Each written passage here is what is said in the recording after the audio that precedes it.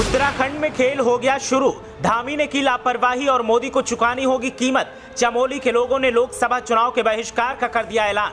Double engine सरकार को लोगों ने दी खुली चुनौती और दिया 3 दिन का अल्टीमेटम। मांग पूरी नहीं हुई तो फिर 2024 में वोट की उम्मीद भी मत करना। लोगों ने दो टूक लहजे में कहा। गांव में बीजेपी नेताओं की एंट्री पर भी लगेगा बैन। कांग्रेस ने लोगों के फैसले का किया समर्थन तो बीजेपी का माथा ठनका। धामी को बताया नकारा और सांसदों को बताया नालायक। कह दिया कुछ ऐसा कि बीजेपी के लिए करो या मरो के हालात बने। इन गांव के लोगों ने किया प्रदर्शन, सरकारी तंत्र की खोली पोल। स्वतंत्रता दिवस के मौके पर मोदी सरकार और प्रदेश की धामी सरकार को इतना बड़ा झटका लगेगा किसी ने सोचा नहीं था। अब बीजेपी वाले माथा पीट रहे हैं और दिल्ली में बैठे आलाकमान धामी को कोस रहे हैं। दिल्ली वाले देहरादून वालों की लंका लगा रहे हैं और देहरादून वाले अब पछता रहे हैं। आवाम ने बीजेपी को वोट देकर मजबूत किया, लेकिन बीजेपी वालों ने पलटकर सुध नहीं ली। मोदी ने भी नहीं सोचा होगा कि जिसको उत्तराखंड का वो सीएम बना रहे हैं वो ऐसी लापरवाही करेगा कि मोदी को अपनी ही कुर्सी बचानी मुश्किल हो जाएगी। उत्तराखंड के चमोली में लोगों ने खुलेआम सत्ताधारियों के बहिष्कार का ऐलान किया है। चमोली के लोगों ने ऐलान करते हुए दो टूक लहजे में अल्टीमेटम दिया और कहा कि अगर 3 दिन में हमारी समस्याओं का संज्ञान नहीं लिया गया तो फिर अच्छा अंजाम नहीं होगा और आने वाले चुनाव में वो लोग हिस्सा नहीं लेंगे। चमोली जिले से जब से ये तस्वीरें सामने आई हैं उसके बाद से सियासी हल्ला मचा हुआ है। दरअसल चमोली जिले के कोखरी ब्लॉक के झलोटी गाँव के लोगों ने सड़क की मांग को लेकर केंद्र और राज्य सरकार को घेरा है।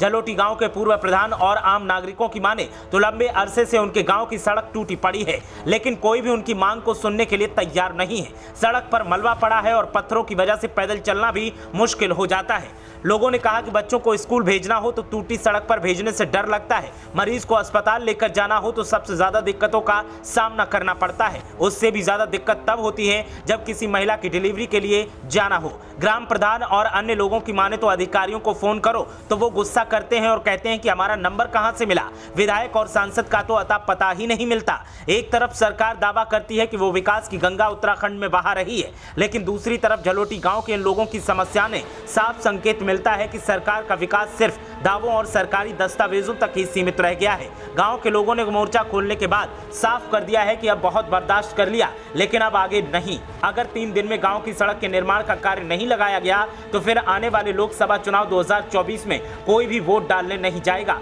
और ना ही कोई पोलिंग में हिस्सा लेगा। साथ ही गांव वालों ने कहा कि गांव में हम बीजेपी नेताओं की एंट्री पर भी बैन लगा देंगे। आसपास के गांव के लोगों को भी ऐसा ही करने के लिए बोलेंगे। अब देखना यह है कि जो अल्टीमेटम मिला है उस पर सरकार कब तक संज्ञान लेती है, लेकिन फिलहाल कांग्रेस इस मुद्दे में अपने हाथ धोने के लिए लगातार तैयारी में लगी है और लोगों का समर्थन कर रही है। ब्यूरो रिपोर्ट, देवभूमि अपडेट।